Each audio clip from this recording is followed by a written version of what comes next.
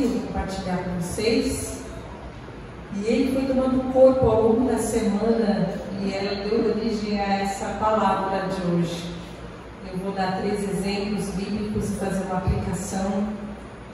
E eu espero que vocês possam ser abençoados como você não tem abençoado a minha vida no decorrer dessa semana. Com 3 exemplos bíblicos muito conhecidos, mas que tem trazido algo muito precioso para o meu coração. O primeiro texto que eu quero ler com vocês, e se a gente puder dar um tema para a nossa mensagem nessa manhã, seria Vivendo na Dimensão da Glória de Deus. Vivendo na Dimensão da Glória de Deus. Nós vamos ler um texto muito conhecido, que é um texto de João 6. Em João 6, Jesus faz a multiplicação dos pães. Levantando os olhos e vendo uma grande multidão que se aproximava, Jesus disse a Filipe. Filipe era um dos seus discípulos. Jesus fala para ele: onde compraremos pão para esse povo comer? Fiz essa pergunta apenas para pô-lo à prova, pois já tinha em mente o que ia fazer. Filipe lhe respondeu: 200 denários não compraria pão suficiente para que cada um recebesse um pedaço. Outro discípulo, André, irmão de Simão Pedro, tomou a palavra: aqui está um rapaz com 5 pães de cevada e 2 peixinhos, mas o que isso é para tanta gente? Disse Jesus: mande o povo assentar-se. Havia muita grama naquele lugar e todos se sentaram, e eram cerca de 5.000 homens. E vocês conhecem a continuidade dessa história. Na continuidade dessa história, Jesus dá graças por aqueles 5 pãezinhos, por aqueles 2 peixinhos, começa a partir, eles vão distribuindo e sobram 12 cestos daquele lanchinho daquele rapaz. Aqueles 5.000 homens que as pessoas, os teólogos calculam que eram em torno de 15.000 pessoas, porque nem as crianças e nem as mulheres eram contadas, foram alimentados ao ponto de sobrar 12 cestos. Mas o que me chama a atenção nesse texto especificamente são os primeiros versículos. E nos primeiros versículos o texto fala que Jesus fez essa pergunta para Filipe apenas para pôr a prova, pois ele já tinha em mente o que ele ia fazer. Jesus chama Filipe, olha aquela multidão de gente, essa altura do campeonato. Filipe já está caminhando um pouco com Jesus e fala assim: e aí, Filipe, o que a gente vai fazer com esse pessoal todo aqui? E me chama a atenção que Filipe tinha uma visão que talvez eu e você tivéssemos naquele momento. Não tem grana para alimentar esse pessoal todo, não. E esse texto fala que Jesus estava colocando Jesus à prova. Filipe não tinha dimensão do que Jesus poderia fazer. Filipe não tinha dimensão do que ia acontecer naquele final de tarde. Filipe não tinha dimensão ainda do tamanho da glória de Deus. Ele não podia imaginar o que ia acontecer naquela tarde. Mesmo caminhando com Jesus, mesmo vendo algumas coisas, alguns milagres, alguns prodígios, algumas coisas que Jesus era capaz de fazer, ele ainda não estava vivendo no mesmo nível, ele ainda não estava, o coração dele ainda não estava pulsando no mesmo ritmo que o coração de Jesus. E o texto é muito claro, porque ele fala: Jesus colocou ele à prova. Jesus já sabia o que Jesus ia fazer, já tinha em mente o que ia acontecer ali, mas Jesus chama para saber em que página que Filipe estava. E a prova é isso, porque muitas questões na minha vida e na sua vida, questões que nós estamos passando agora, Jesus já tem em mente como ele vai resolver. Algumas coisas que nós estamos quebrando a cabeça, que nós estamos orando, que nós não sabemos como resolver, que nós estamos em outra dimensão, Jesus já sabe, ele já tem em mente como vai resolver.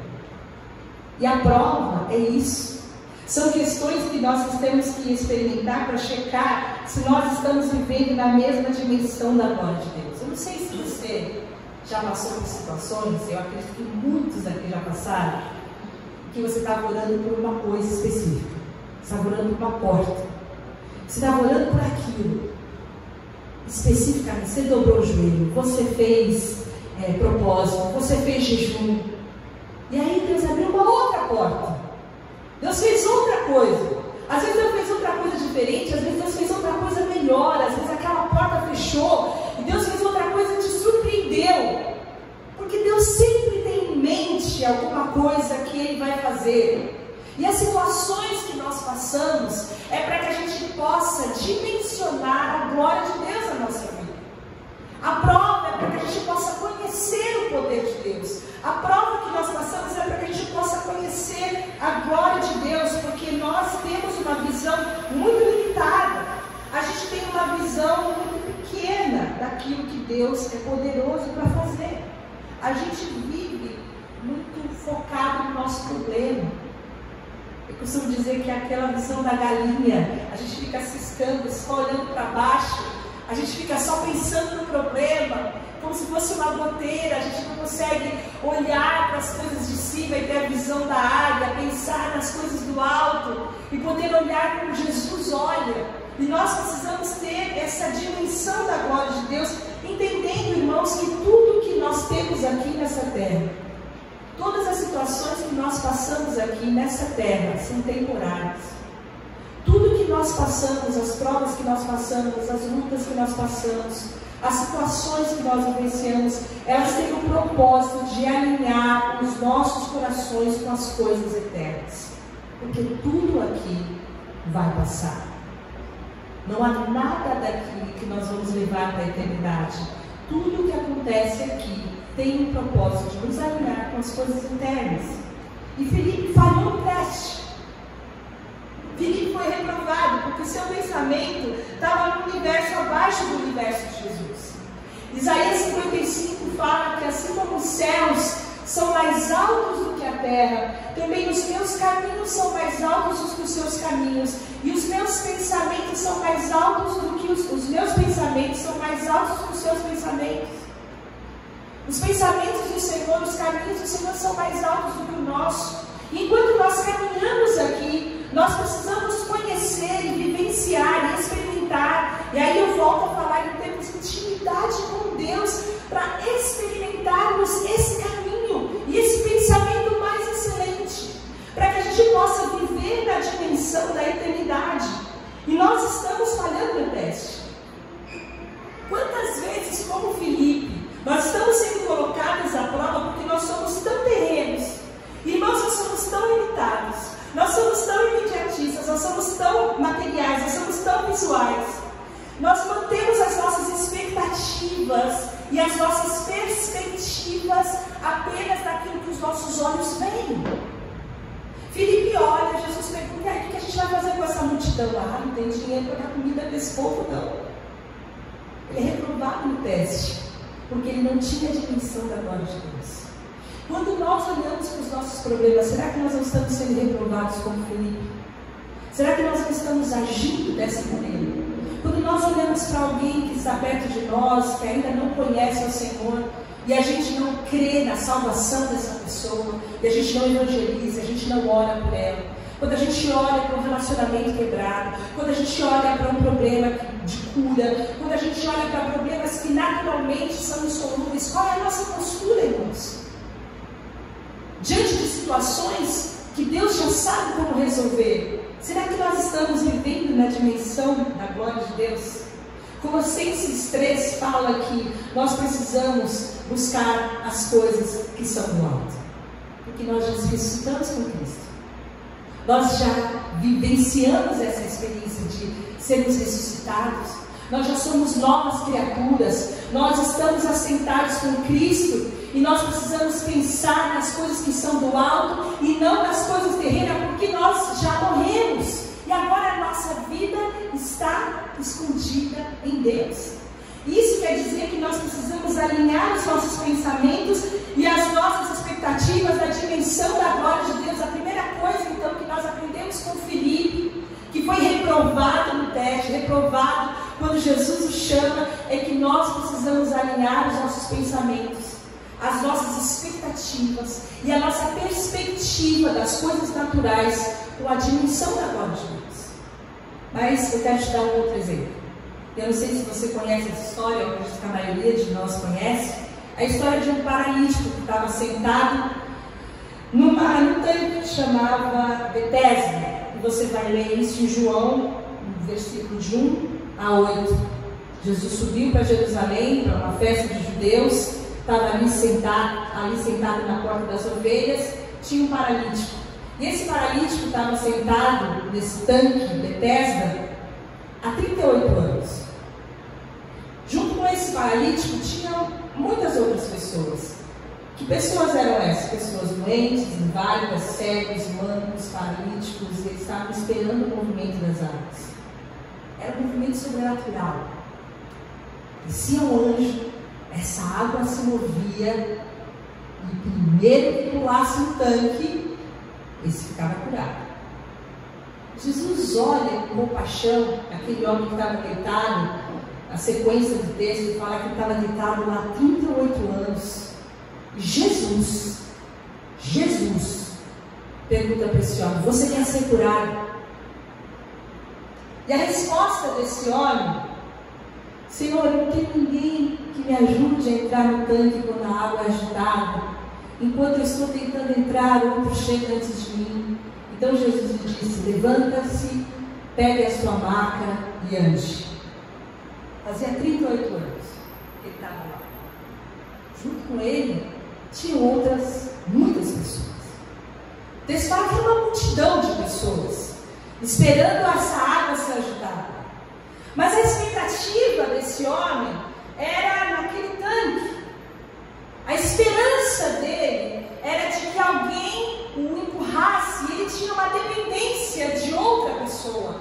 De forma que quando Jesus pergunta: você quer ser curado? Ele responde: eu não tenho ninguém. Eu não tenho ninguém. Jesus está ao lado desse homem perguntando: você quer ser curado? Ele responde: eu não tenho ninguém. E é assim que nós nos sentimos muitas vezes, irmãos. E é por isso que muitas vezes nós estamos vivendo nessa dimensão da glória de Deus. Porque nós vivemos sem perceber a presença gloriosa de Jesus Cristo, o Emmanuel, Deus conosco. Nós vivemos uma vida onde o Espírito Santo de Deus vem fazer habitação dentro de nós e nós nos sentimos sozinhos. Muitas pessoas estão sozinhas no meio de uma multidão, porque apesar de estarem envoltas de pessoas, elas não têm quem as de fato ajudem de forma prática. Outras estão de fato sozinhas e outras apenas estão se sentindo sozinhas. Mas a verdade é que nós perdemos a dimensão da glória de Deus quando nós não percebemos que Jesus está conosco. Nós perdemos a dimensão da glória de Deus assim como aquele paralítico ouviu a voz doce e ao mesmo tempo poderosa de Jesus. Nós também podemos ouvi-lo todos os dias perguntando: o que você quer? Você quer ser curado? E a presença gloriosa e poderosa do Emmanuel em nossos corações, que nos sonda e que conhece o nosso coração, é poderosa para nos trazer alento, para nos trazer consolo e principalmente para aquecer o nosso coração. Quantos de nós perdemos a perspectiva da presença de Deus na nossa vida, no nosso coração?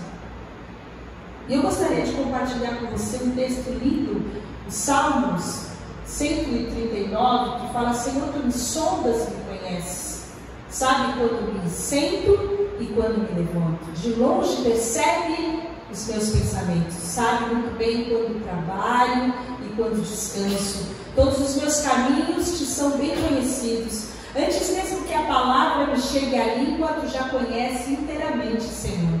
Tu cercas por trás e pela frente e pões a tua mão sobre mim. Para onde poderia eu escapar do teu Espírito? Para onde poderia fugir da tua presença? Se eu subir aos céus, lá estás. Se eu fizer a minha cama na sepultura, também lá estás.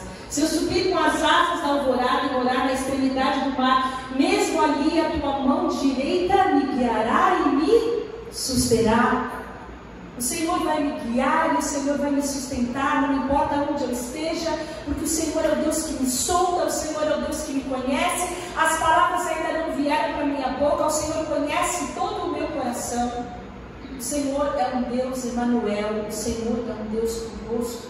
E uma das coisas que nós precisamos entender para viver nessa dimensão da glória de Deus é que Ele é o Deus que estará conosco todos os dias até a consumação dos séculos. Ele é o Emanuel, Ele é o Deus que nos faz seguros em suas mãos, e nós precisamos perceber essa gloriosa presença. Há uma guerra, há uma resistência poderosa, há uma resistência natural, para que nós não percebamos e não vivamos em intimidade com a sua presença. Nós temos a nossa agenda, nós temos as nossas prioridades, nós temos a nossa preguiça, nós temos a nossa inconstância, mas também há uma resistência sobrenatural. O diabo não quer que você ore, o diabo não quer que você busque a Deus, o diabo não quer que você tenha intimidade com Deus, o diabo não quer que você perceba a presença do Espírito Santo de Deus, e nós precisamos vencer essa guerra, precisamos vencer essa resistência, precisamos entender que há um desejo poderoso de Deus de estar conosco. Nós já falamos sobre isso. Um Deus que bate a porta, um Deus que quer entrar e cear conosco. Essa é a vontade do Pai, essa é a vontade do Filho.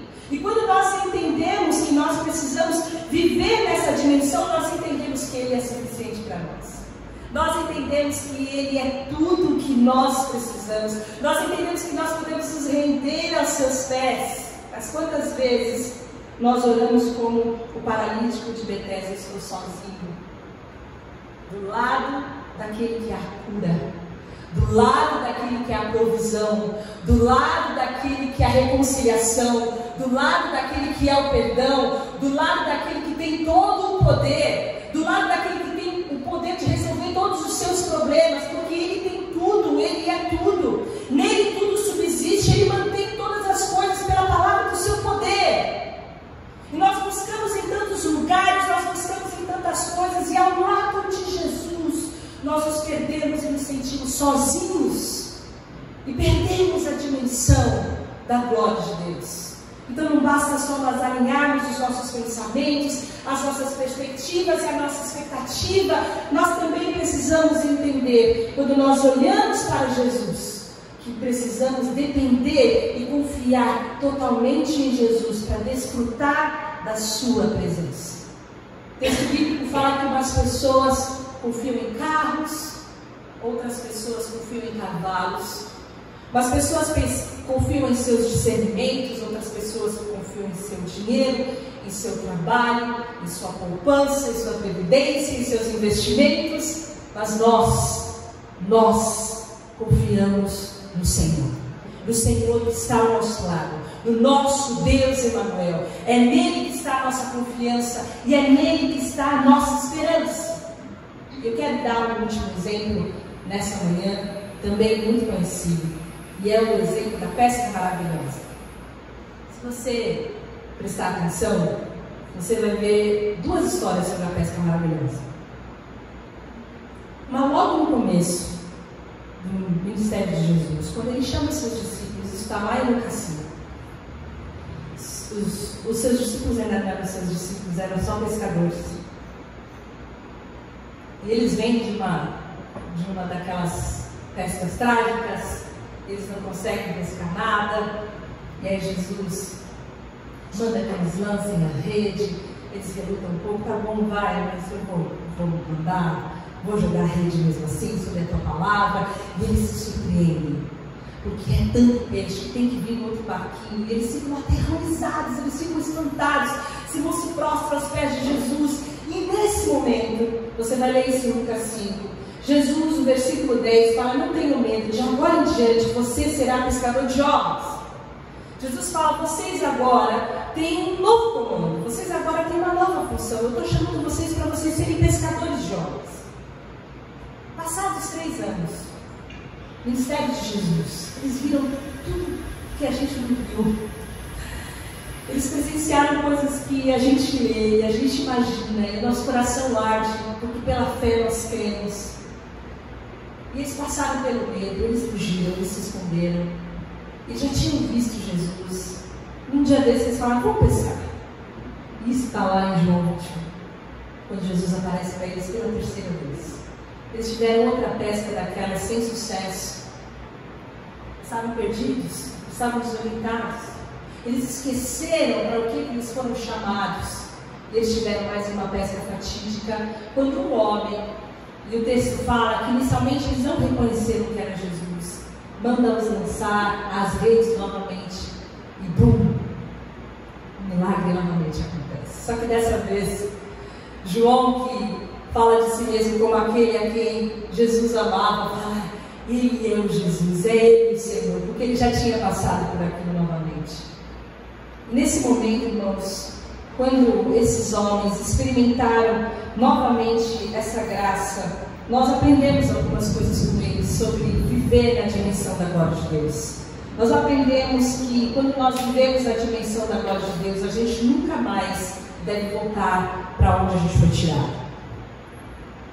A gente aprende que a gente, quando ouve o comando de Jesus para lançar as redes, ainda que a nossa expectativa humana, nosso discernimento humano seja resistente, a nossa racionalidade não compreenda, a gente deve agir com fé e obedecer. E a gente aprende com esses homens que quando acabam os recursos humanos, começam os recursos divinos. Isso é viver na dimensão da glória de Deus. Sabe, você pode escolher seguir Jesus de longe, ou você pode escolher ter intimidade com Deus. E Deus tem nos chamado para nos dar um passo à frente, para nos dar um passo adiante. E a gente muitas vezes volta para lugares onde Deus já nos tirou. Muitas vezes a gente esquece coisas que Deus já tratou no nosso coração. A gente resiste ao chamado do Senhor. Mas aprendemos com esses homens que nós precisamos entender e dimensionar a glória de Deus nas nossas vidas. A pergunta que eu faço é: o que nos impede? O que faz com que a gente patine na nossa vida espiritual como se fosse uma grande montanha russa? Um dia nós estamos tão cheios de fé, tão determinados, lendo a palavra, coração aquecido, 2024. Outro dia, nem orar a gente não quer. A gente vai enfraquecendo, a gente vai deixando com que as coisas terrenas alcancem nosso coração, a gente vai sendo sufocado. E uma das coisas que nos afasta de viver na dimensão da glória de Deus é a falta de arrependimento. Eu não falo arrependimento dos grandes pecados, porque nós entendemos que nessa altura do campeonato, Deus já nos limpou. Nós já somos livres do pecado. O Espírito Santo já nos lavou com o seu sangue. Nós já vencemos. Nós já não vivemos mais debaixo do domínio do pecado. E eu quero ler alguns versículos que falam sobre isso, que está em Colossenses, quando fala assim: façam morrer tudo que pertence à vossa natureza, à natureza terrena de vocês, imoralidade sexual, impureza, paixão, desejos maus, ganância, que é idolatria. É por causa dessas coisas que vem a ira de Deus sobre os que vivem na desobediência, aos quais vocês praticaram no passado, quando antes vocês viviam nelas, não vivem mais. Essas coisas já são uma página virada, amém? A gente já não vive em nome de Jesus mais essas coisas. Somos uma nova natureza, vivemos uma nova criação. Mas o texto continua. Ele fala o seguinte: agora, abandonem também todas essas coisas: a ira, a indignação, a maldade, a maledicência, a linguagem indecente no falar. Não mintam uns aos outros, visto que vocês já se despiram do velho homem com suas práticas e se revestiram do novo, o qual está sendo renovado em conhecimento à imagem do seu Criador.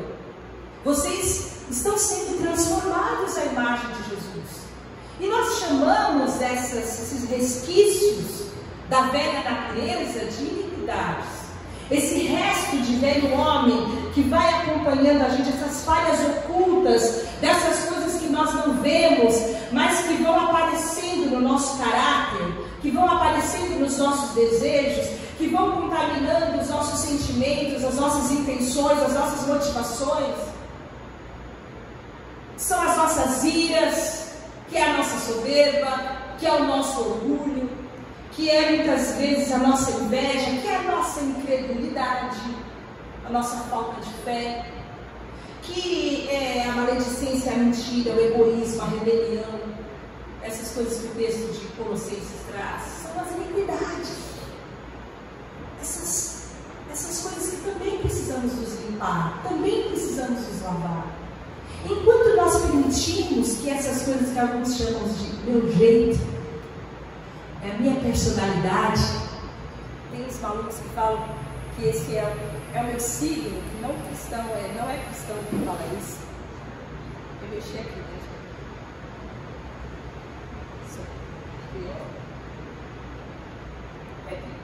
Vocês me ouvem bem? Se o Dani ouve, todo mundo me ouve. Voltou? Som? Beleza, obrigada.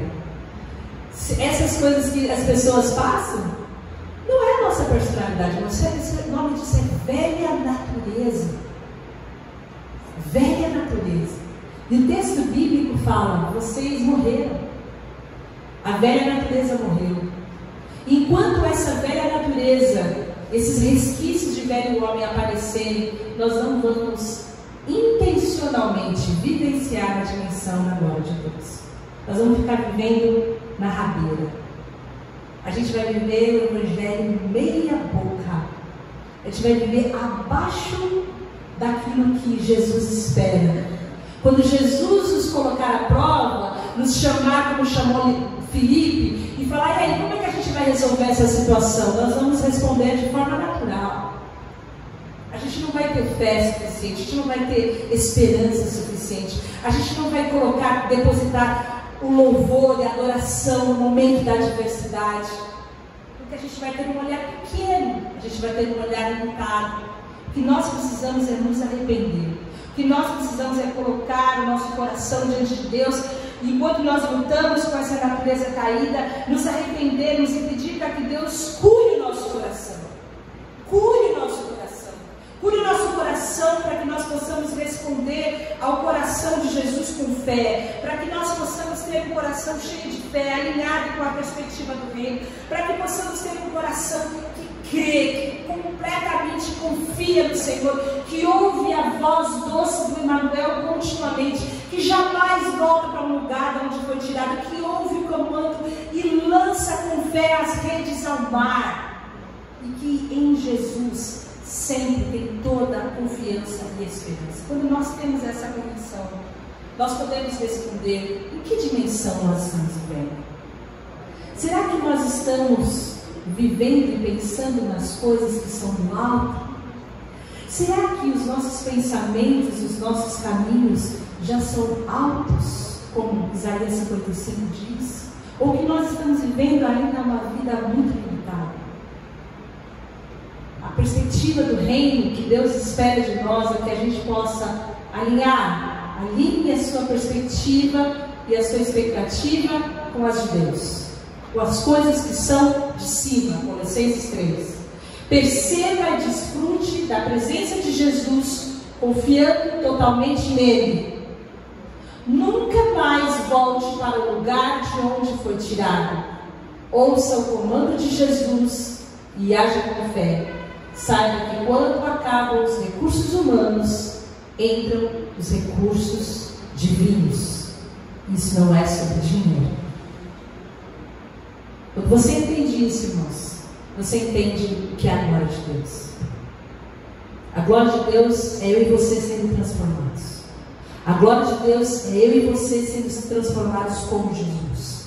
A glória de Deus é eu e você sendo transformados a cada dia, com a glória cada vez maior, a imagem de Jesus, contemplando a glória de Deus e sendo transformados com essa glória, a imagem de Jesus. Quando nós entendemos isso, quando nós desejamos que esses resquícios da velha natureza, essas iniquidades saiam da nossa vida através da santificação, lavados pela palavra, pelo Espírito Santo, nós vamos vivenciar essa dimensão da glória de Deus na nossa vida. E a minha oração é que isso possa acontecer cada dia mais na minha vida e na sua vida. Eu não sei qual é o momento que você está vivendo, não sei qual é a situação, qual é a angústia que paira no seu coração. Eu não sei em que momento que o Espírito Santo tem gerado essa palavra e em que momento você precisa de fé para vencer. Em que momento você precisa de fé para olhar que ponto você precisa ser multiplicado na sua vida. Eu não sei qual é a cura da alma que você precisa. Eu não sei qual é o lugar e a rede que o Espírito Santo tem mandado você lançar com fé. Mas eu tenho certeza que o Espírito Santo vai aplicar essa palavra no seu coração. Porque é isso que o Espírito Santo faz. Ele é o Deus conosco. Ele é o Emmanuel. Ele quer revolucionar a sua vida espiritual através de um caminho de intimidade. Experimente isso. Isso nós não podemos fazer com você. Isso é você e Deus. Num lugar pessoal, íntimo, uma busca pessoal que você vai experimentar. Experimente e viva nessa dimensão. Busque essa dimensão. Busque as coisas que são do alto, irmãos. Busque as coisas que são do alto. Busque as coisas mais excelentes. Não viva na dimensão das coisas naturais. Você não tem recurso para viver uma vida bem-sucedida sem Deus. A sua vida, a sua casa vai cair. Mateus 7. E vai ser grande a sua queda se a sua vida não estiver firmada em Jesus e nas suas palavras. Busque uma vida firmada em Deus. Busque uma vida firmada em Jesus e suas palavras. Vamos orar por isso. Senhor Jesus, nós te agradecemos pela tua palavra. Nós te agradecemos porque podemos ter uma vida construída em ti. Mas nós queremos viver uma vida